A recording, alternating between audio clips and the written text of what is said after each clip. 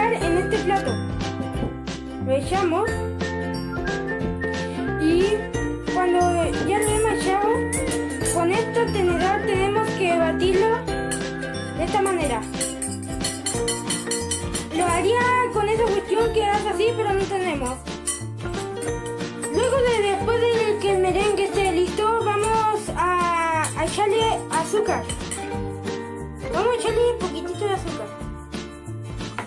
Y vamos a ir revolviendo poco a poco.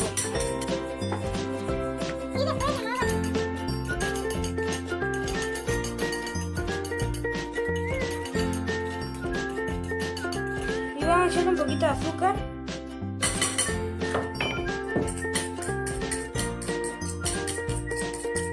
Vamos a seguir batiendo.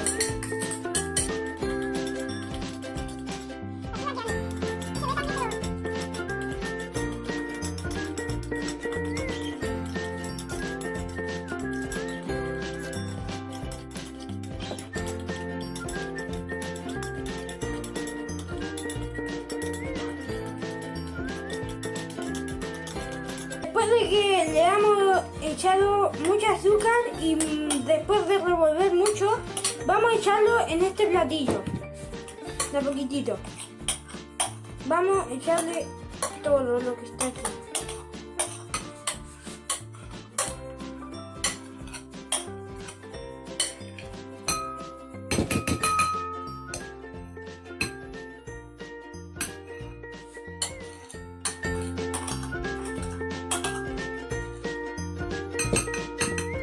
Listo.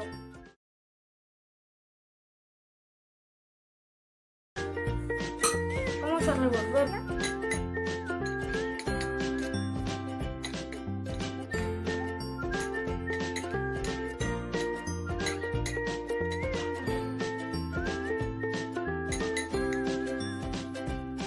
Así se ve el merengue con frutas, todo terminado. Se ve muy rico.